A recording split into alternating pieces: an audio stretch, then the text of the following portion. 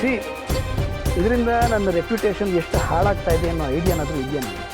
ನೋಡಿ, ನಡೆದಿರೋದು ಇಷ್ಟ. ನಮ್ಮ ತಾಯಿ ಕಳೆದು ಹೋಗಿದ್ರು. ಅವ್ರಿಗೆ ಆಲ್ಝೈಮರ್ಸ್ ಬೇರೆ ಇದೆ. ಆ ಥರ ಪರಿಸ್ಥಿತಿನಲ್ಲಿರೋ ವ್ಯಕ್ತಿನ ಆದಷ್ಟು ಬೇಗ ಹುಡುಕಬೇಕು ಅನ್ನೋ ತುರ್ತಿನಲ್ಲಿ ನಾವೆಲ್ಲರೂ ನಮ್ಮ ತಾಯಿನ ಹುಡುಕ್ತಾ ಇದ್ವಿ. ನೋಡಿ, ಏರಿಯಾದಲ್ಲಿ ಸಿಕ್ಕಿದ್ರು ವಾಪಸ್ ಕರ್ಕೊಂಡು ಬಂದೆ. ಇದೆಲ್ಲ ವಿಷಯನ ಇವ್ರಿಗೆ ಅಲ್ಲೇ ಎಕ್ಸ್ಪ್ಲೇನ್ ಕೂಡ ಮಾಡಿದ್ವಿ. ಆದರೂ ನಿಮ್ಮನ್ನು ಕರ್ಕೊಂಡು ಬಂದಿದ್ದಾರೆ ನೋಡಿ. ನೋಡಿ, ನನಗೇನೂ ಗೊತ್ತಿಲ್ಲ. ಕಮಿಷನರ್ ಜೊತೆ ಒಂದ್ಸಲಿ ಮಾತಾಡ್ಬಿಡಿ. ಸರ್, ಪರವಾಗಿಲ್ಲ ಸರ್. ನೀವು ಯಾರು ಅಂತ ನಮಗೆ ಗೊತ್ತಾಯ್ತು ಸರ್. ರೀ, ನಿಮ್ಗೇನು ತಲೆಗಿಲೆ ಕೆಟ್ಟಿದೀಯನ್ರಿ? ನಮ್ಮನ್ನು ಈ ಜಾಗ ಕರ್ಕೊಬಂದು ಮರ್ಯಾದೆ ಕಳೀತಾ ಇದ್ರಾ? ಅವ್ರ ತಾಯಿ ಅಂತ ಗೊತ್ತಾದ್ಮೇಲೆ ನಿಮಗೇಂದ್ರೆ ಅನುಮಾನ? ನಡೀರಿ ಇಲ್ಲಿಂದ. ನೋಡಿ ಸರ್, ಅವ್ರ ತಾಯಿಗೆ ಇವ್ರ ಜೊತೆ ಬರೋದಕ್ಕೆ ಯಾಕೆ ಸರ್ ಎದುರ್ತಾ ಇದ್ರು? ಎಂಥ ಪರಿಸ್ಥಿತಿ ಇದ್ರು ತಾಯಿ ಮಗನ ನೋಡಿದ ತಕ್ಷಣ ಖುಷಿ ಪಡಲ್ವಾ ಸರ್? ಆದರೆ ಅವರಲ್ಲಿ ಖುಷಿ ಇರಲ್ಲ ಸರ್, ಭಯ ಇತ್ತು. ಜೊತೆಗೆ ಇವರಿಲ್ಲಿ ಕರ್ಕೊಂಬಂದಿದ್ದನ್ನ ನಾನೇ ನನ್ನ ಕಣ್ಣಾರ ನೋಡಿದ್ದೀನಿ ಸರ್.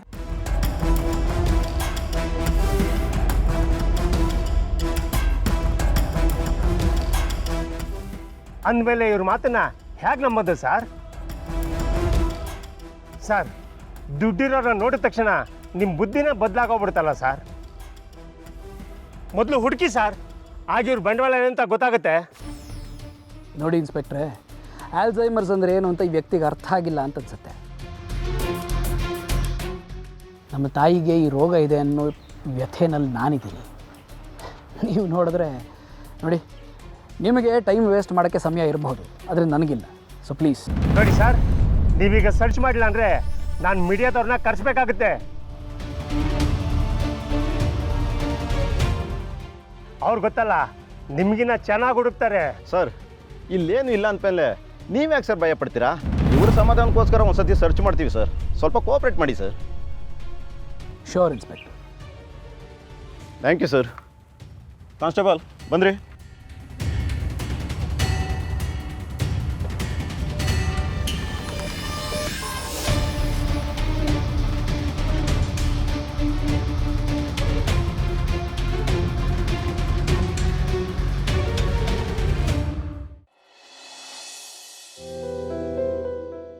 ಅದಕ್ಕೆ ಇವಳಿಗೇನೂ ಆಗೋದಿಲ್ಲ. ನೀವು ಸಮಾಧಾನವಾಗಿರಿ. ಇನ್ನೊಂದು ಸ್ವಲ್ಪ ಹೊತ್ತಲ್ಲೇ ಪ್ರಜ್ಞೆ ಬರುತ್ತೆ. ಪ್ರಜ್ಞೆ ಬರುತ್ತೆ ಸಿದ್ದು, ಆದರೆ ಇಷ್ಟಕ್ಕೆಲ್ಲ ನಾನೇ ಕಾರಣ ಅಂತ ಅತ್ತೆ ಮಾವ ನಿಮ್ಮಣ್ಣ ತಪ್ಪು ತಿಳ್ಕೊಳಲ್ವಾ? ಅವಳು ಮನೆಯಿಂದ ಆಚೆ ಹೋಗ್ಬೇಕಾದ್ರೆ ಎಷ್ಟು ಹೇಳ್ದೆ ಗೊತ್ತಾ, ಬೇಡ ಬೇಡ ಅಂತ. ನಾನು ನಿಮ್ ಜೊತೆಗೆ ಬರ್ತೀನಿ ಅಂತ ಹೇಳಿದ್ರೆ ನನ್ನ ಮಾತು ಕೇಳ್ದೆ ನಾನು ಒಬ್ಳೇ ಹೋಗ್ಬೇಕು, ನನಗೆ ಅಡ್ಡ ಬರಬೇಡಿ ಅಂತ ಹೊಟ್ಟೆ ಹೋದ್ಲು. ಆದ್ರೂ ನನ್ನ ಮನ್ಸು ತಡಿಲಾರ್ದೆ ಅವಳಿರೋ ಜಾಗಕ್ಕೆ ಹೋಗಿ ನೋಡಿದ್ರೆ ಇಷ್ಟೆಲ್ಲ ಆಗೋಗಿದೆ ಸಿದ್ದು. ಅಂದಮೇಲೆ ಅವಳನ್ನ ಆಚೆ ಕಳ್ಸಿದ್ ನಂದೇ ತಪ್ಪಲ್ವಾ? ಅವ್ರನ್ನ ಪ್ರಶ್ನೆ ಕೇಳಿದ್ರೆ ನಾನು ಏನು ಅಂತ ಉತ್ತರ ಕೊಡ್ಲಿ ಸಿದ್ದು? ಅದಕ್ಕೆ ಯಾಕೆ ನೀವೆಲ್ಲ ಹಿಂಗೆ ಯೋಚನೆ ಮಾಡ್ತಿದ್ದೀರಾ? ನೀವು ತಡೆಯೋ ಪ್ರಯತ್ನ ಮಾಡಿದ್ಮೇಲೆ ಅವಳು ಆಚೆ ಹೋಗಿದ್ದಾಳೆ ಅಂದರೆ ಅದಕ್ಕೆ ಕಾರಣ ನೀವೇಗಾಗ್ತೀರಾ? ನೋಡಿ, ಅಣ್ಣನ ಹತ್ರ ನಾನು ಮಾತಾಡ್ತೀನಿ, ನೀವು ಸಮಾಧಾನವಾಗಿರಿ. ಇಲ್ಲ ಸಿದ್ದು, ಮನೆ ಮಗಳಿಗೆ ಹೀಗೆಲ್ಲ ಆಗಿದೆ ಅಂತ ಗೊತ್ತಾದ್ರೆ ನಿಮ್ಮಣ್ಣ ಸುಮ್ಮನೆ ಇರ್ತಾರ ಹೇಳು? ಇಷ್ಟಕ್ಕೆಲ್ಲ ನಾನೇ ಕಾರಣ ಅಂತ ನನ್ನ ಮೇಲೆ ಕೋಪ ಮಾಡ್ಕೊಳ್ತಾರೆ. ನಾನೇನೋ ಮನೆಗೆ ಒಳ್ಳೇದಾಗ್ಲಿ ಅಂತ ಬಯಸಿದ್ರೆ ಗ್ರಹಚಾರ ನನ್ನ ಬೆನ್ನಿಗೆ ಬಿದ್ದಿದೆ ಅನ್ಸುತ್ತೆ. ನೀಲು ಅವರೇ, ನಾವಿಷ್ಟೆಲ್ಲ ಹೇಳಿದ್ರು ನೀವು ಯಾಕೆ ಏನೇನೋ ಯೋಚನೆ ಮಾಡ್ತಿದ್ದೀರಾ? ನೋಡಿ, ಭಾವನ ಹತ್ರ ನಾನು ಮಾತಾಡ್ತೀನಿ, ನೀವು ಸ್ವಲ್ಪ ಧೈರ್ಯವಾಗಿರಿ.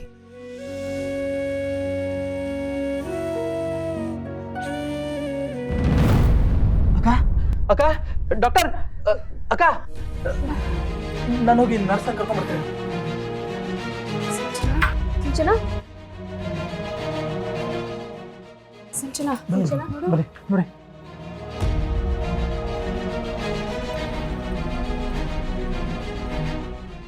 ನಮ್ಮ ಒಂದು ನಿಮಿಷ ಇರಿ, ಡಾಕ್ಟರ್ ಕರ್ಕೊಬರ್ತೀನಿ. ಅಕ್ಕ, ಅಕ್ಕ,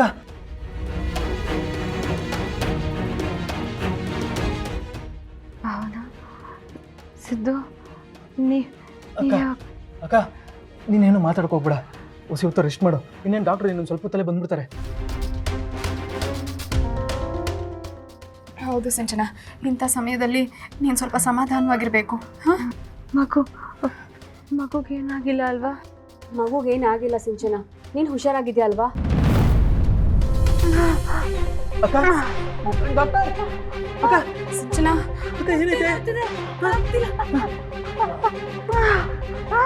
ಸಿದ್ದು ಡಾಕ್ಟರ್ನ ಕರ್ಕೊಂಡ್ಬನ್ನಿ. ಅಕ್ಕ ಅಕ್ಕ ಏನಾಗ್ತಿದ್ಯಾ ಹೊಟ್ಟೆ ನೋಡ್ತಿದೆ. ಏನು ಆಗಲ್ಲ ಕಣೆ ಡಾಕ್ಟರ್ ಬನ್ನಿ please please please come down. ಅದೇನು ಆಗಿದೆ ನೋಡಿ.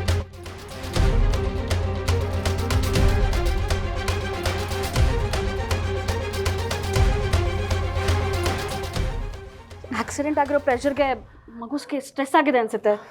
ನರ್ಸ್ ಆಪರೇಷನ್ ಥಿಯೇಟರ್ ರೆಡಿ ಮಾಡಿ ಮತ್ತೆ ಸ್ಟ್ರೆಚರ್ ತಗೊಂಡು ಬನ್ನಿ. ಡಾಕ್ಟರ್ ಮಗುಗೇನು ತೊಂದರೆ ಇಲ್ಲ ತಾನೆ? ಸರ್ ಈಗಲೇ ಏನು ಹೇಳೋಕ್ಕಾಗಲ್ಲ, ಮೊದಲು ಏನಾಗಿದೆ ಅಂತ ಚೆಕ್ ಮಾಡಬೇಕು.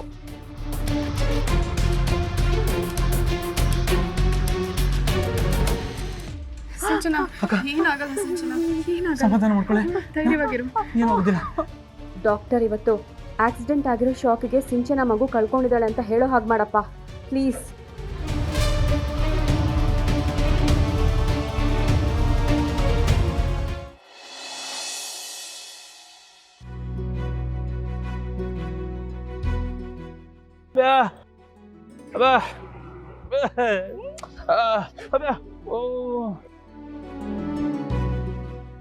ಹಾಕ್ಸೋಣ. ಇಷ್ಟ ಆಯ್ತಾ? ಮತ್ತೆ ಹೆಂಗೆ ನಾವು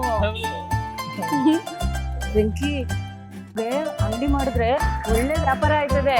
ಇಲ್ಲಿ ಒಳಗಡೆ ಅಷ್ಟೊಂದು ಜಾಗ ಐತಲ್ಲ, ಅಲ್ಲಿ ಹೂ ತಂದು ಹಾಕ್ಬಿಟ್ಟು ಕಟ್ಕೋಬಹುದು.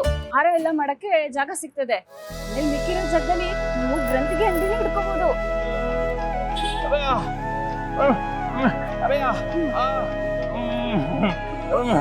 ನೀನು ಗ್ರಂಥಿಗೆ ಅಂಗಡಿ ನೋಡ್ಕೋತಿಯಾ? ಸರಿ, ಈಗ ಕೀ ಕೊಟ್ಟು ಅಡ್ವಾನ್ಸ್ ಕೊಟ್ಬಿಟ್ಟು ಬರೋಣ ಬಾ. ಸರಿ ಹೇಳಿ. ಅಣ್ಣ ನಿಮಿಷ ಆ, ಹೇಳಿ ಅಮ್ಮ.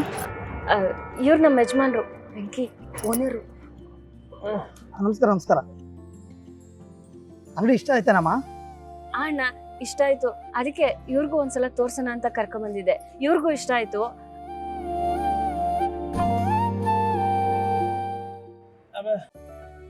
ಅಣ್ಣ ಇದನ್ನ ಟೋಕನ್ ಅಡ್ವಾನ್ಸ್ ಅಂತ ಇಟ್ಕೊಳ್ಳಿ. ಹಂಗೆ ಬಾಡಿಗೆ ಸ್ವಲ್ಪ ಕಮ್ಮಿ ಮಾಡಿದ್ರೆ ನಮಗೂ ಸ್ವಲ್ಪ ಸಹಾಯ ಆಯ್ತಿತ್ತು.